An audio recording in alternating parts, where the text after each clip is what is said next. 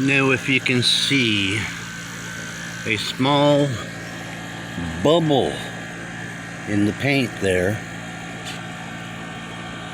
right in the door crease by the window, that's actually full of rainwater.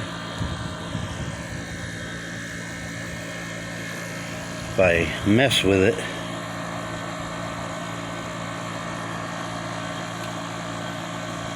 it'll either pop or drain some water out. But that's what happened to my driver's door 2 years ago. Came out after a rainstorm. It had like a 12-inch gallon-sized bubble on the door.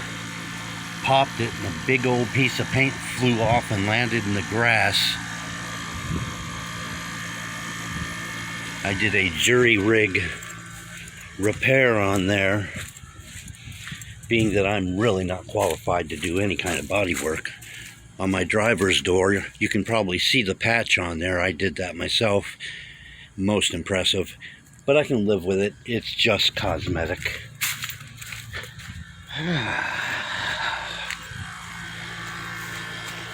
Paint's peeling off the rear doors. I'm sure we've all noticed that.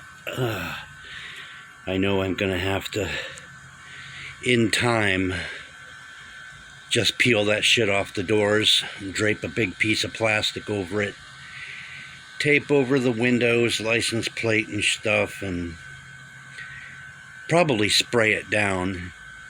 I'm sure I can do that when the time comes. I hate to see these doors looking like the rear doors, but it looks like it's starting.